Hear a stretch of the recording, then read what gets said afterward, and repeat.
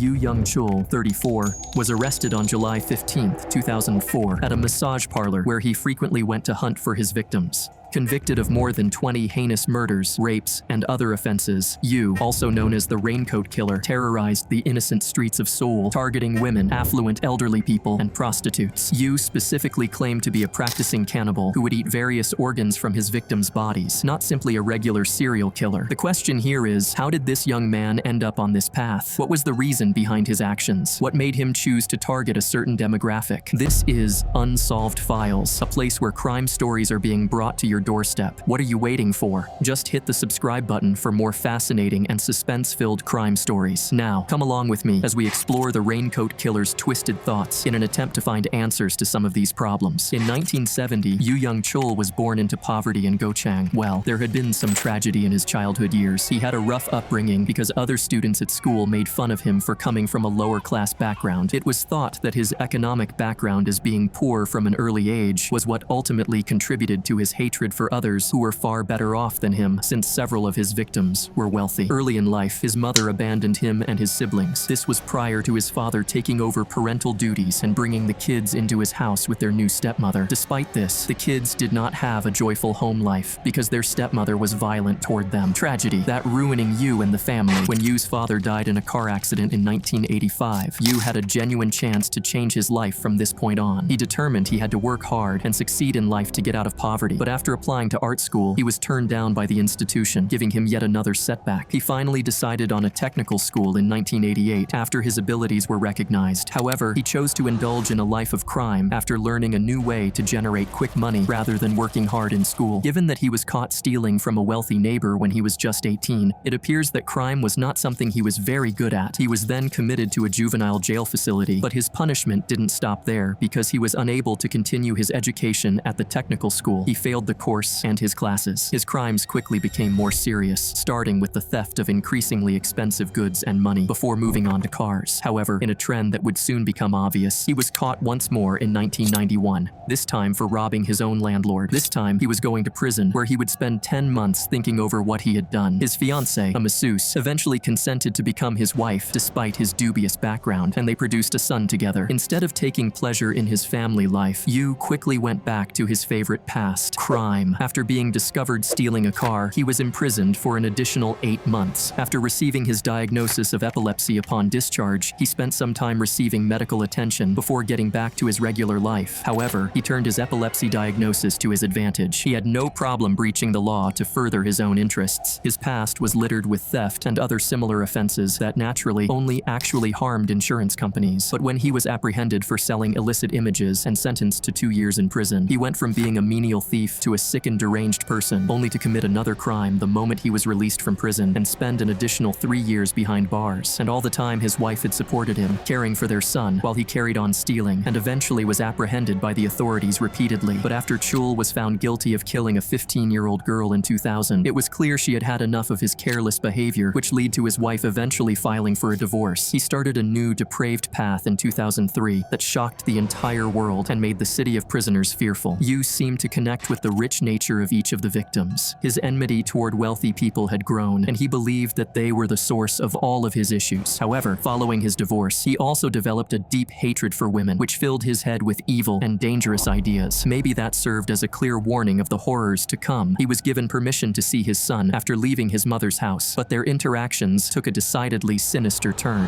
Yu Young-chul intended to exact the most severe punishment on his wife. The visitations provided him with the ideal opportunity to murder her and then his sons. Later on, he came clean and said that he was morally incapable of doing the act. This vicious psychopath spared his wife and child. Unfortunately, though, he would not hesitate in the slightest when he discovered his next target, the wealthy. Yu needed to practice murdering in order to be ready, and he knew just how to do it. He made his own weapon, a hammer with a shorter handle that can kill with its full force. He had everything he needed to carry out what he called his retaliation, including gloves, a knife, and a grip that he had customized to suit his purposes. He started taking stray dogs dogs to isolated woodlands to test his newly acquired weapon, beating them to death in a furious and heartless attack. This is how many serial killers have developed. They frequently started by torturing animals before moving on to more human victims. He was no different, and soon he discovered that it was in his power to exact retribution on the people he detested the most. Yu had been free for less than 2 weeks by September 24, 2003, when he carried out his plan. He went after the affluent area of Sinsadong, and he soon found the first victim. Yoksu, a 70-year-old retired professor, shared a home with his spouse, John Oak. Around 10 in the morning, Yu stormed into their house without warning, savagely stabbing Mr. Yoksu in the neck before turning on his wife. Amazingly, Yu returned to Mr. Yoksu to finish him out. When he was done, he cleaned up and departed. He realized he had forgotten his knife and had to force his way back inside the house. He reasoned that detectives might be diverted if the incident appeared to be a robbery gone bad. However, he made the grave mistake of damaging the house without taking anything, which gave the authorities serious cause for concern. At the site, they also found shoe prints, which they quickly recognized. On October 9, 2003,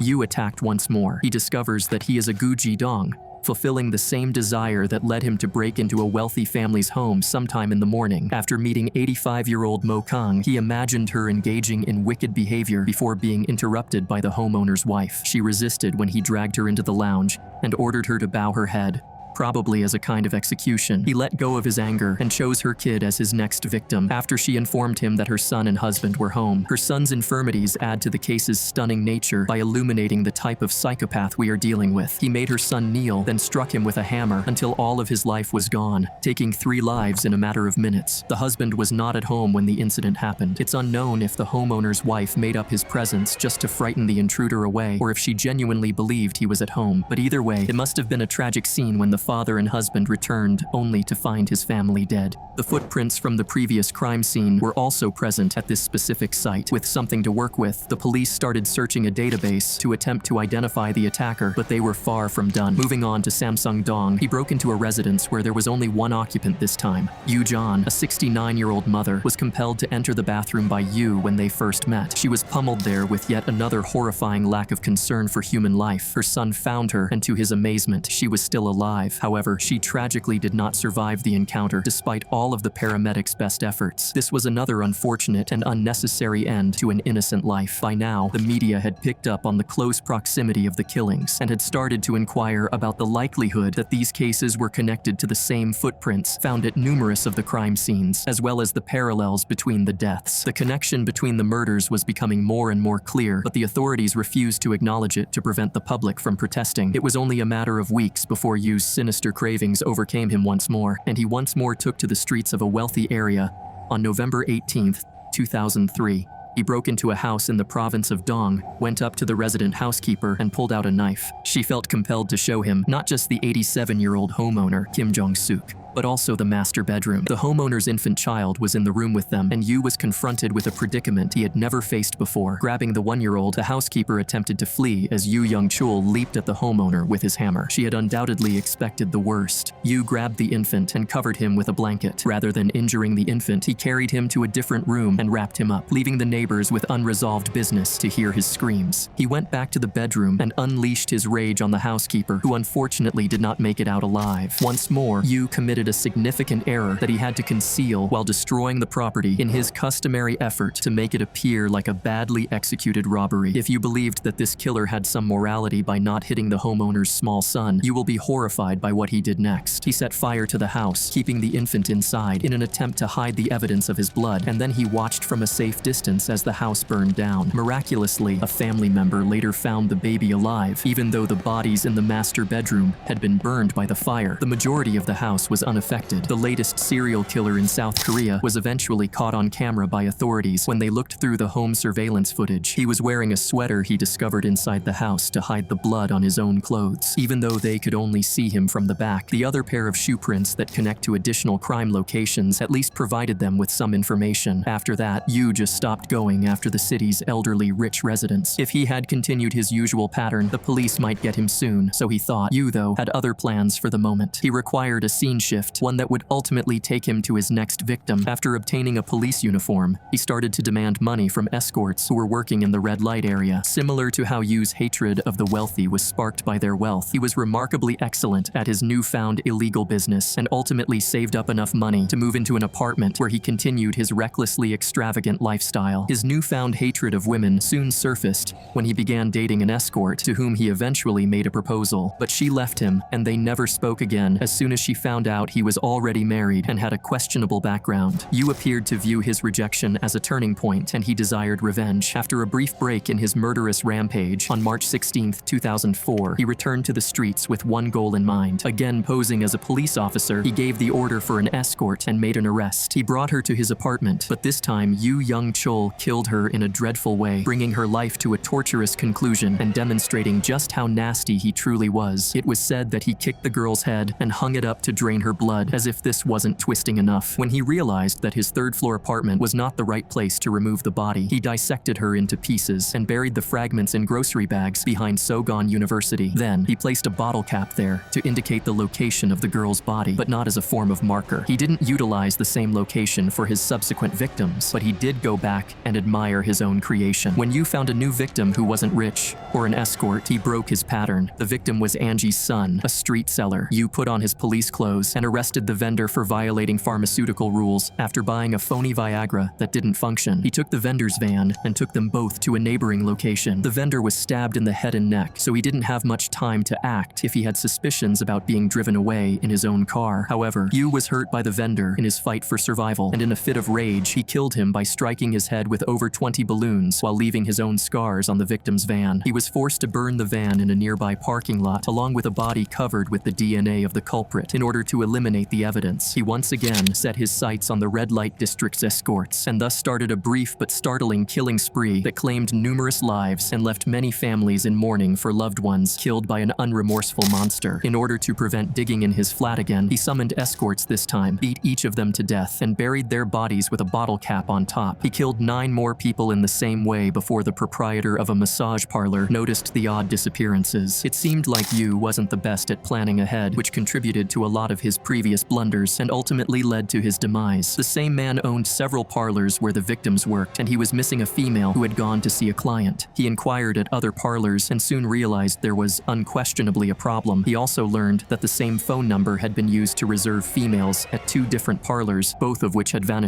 while the list of missing escorts grew. In addition, one of the missing girls' phones was the source of the number that was utilized. He called the police jointly, fearing the worst. Under the assumption that the girls were being abducted, the police devised a scheme to try and apprehend the perpetrator. And sure enough, right at the moment the plan was implemented, the exact same phony number called back. When the escorts got to the pre-arranged meeting spot, it appeared as though they might have found their suspect. Yu recontacted the girl and stopped their scheduled meeting. Given how Yu killed several of his victims, it makes sense that the girl was too tall for the reason given. Even the victims themselves tell much about the mind. He frequently forced his victims to kneel behind him, giving them cues that suggested he preferred them to be submissive. Much like the way he chose his targets, he thought it would be easier to overpower unsuspecting escorts. But being met with a tall girl, it didn't take long for them to find the perfect girl to play the role, but he canceled it at the last minute because he would have felt less in control. And before he could do anything, he took the bait perfectly. He was surrounded by police, and he was found to be furiously chewing something, which turned out to be the calling cards of many escorts, and his phone matched the very phone the police were seeking. However, what the alleged thief and kidnapper disclosed to them in the interrogation chamber was far more than they could have ever imagined. He was questioned about what he had done with the females when he was brought to the Seoul Metropolitan Police Agency. Although he denied kidnapping and selling them, he admitted to the police that he was the one who killed people in the affluent neighborhood. The confession did not immediately jolt the detectives into action because the police were unaware of it and did not trust him. He claimed to have murdered over 26 people, including an escort a few days before his detention and a murder in Sinsadong. Yu used his epilepsy to his advantage, feigning a seizure, and astonishingly, the officers actually released him from his restraints and left him alone with the door wide open, thinking he was helpless. Yu was able to get away thanks to this lack of sufficient care from the police, and he started to destroy evidence on his way home. It was odd that after confessing to the killings, he made an effort to destroy any proof of them, but by now, it was obvious that this person was seriously insane and possibly not even thinking clearly. After 12 hours of his escape, he was discovered by a police officer, and while he repeatedly altered his tale, he was once again captured. This time, there was no escape. He actually claimed that he had consumed the internal organs of multiple victims. Some of his victims were discovered to have missing organs, though this was never fully established with certainty. Yu consented to lead the police to his victims' bodies. Therefore, it's possible that this horrific accusation is real. It was at this time that Yu gained the nickname Raincoat Killer. You see, because he was paraded throughout the locations where he had concealed the remains, the word was used more widely outside of South Korea. He was hiding his identity under a big yellow jacket. The phrase originated in the media, and despite having nothing to do with the actual killings, it became popular, making the Raincoat Murderer well known worldwide. The truth was that the way the matter was handled by the police department drew criticism. However, the man who is alleged to have said he would have continued until he was stopped might not have been apprehended if it weren't for the owners of the massage parlor. Fortunately, he was detained and stood trial for his offenses. He made an unwarranted attempt at suicide while in detention and attempted to strike the judge during the trial. He then attempted to attack a bystander while back in court and displayed no regret for the families of the people he had slain. When the inevitable guilty judgment was rendered, this cold-blooded murderer was sentenced to life in prison. As there hasn't been an execution in South Korea since 1997, he has been imprisoned on death row. Actually, the public opinion was leaning toward the abolition of the death penalty before this case made headlines. The nation was outraged by this string of gruesome killings and the blatant disdain for human life, and South Korea still has the death sentence. This case struck shockwaves across South Korea, and it's still one of the worst, if not the most chaotic serial killings in history, even though many may never see an execution. Now, we may rest easy, knowing Yu Young-chul will live out the remainder of his natural life incarcerated, even if he is never put to death. Let us know what you think about this case of Yu Young in the comments section below, and don't forget to like and subscribe to keep up with the world's most disturbing crimes. Also, you can check out this next video on your screen to see how one event destroyed a family. What are you still waiting for? Go unsolve the case. See you in our next video.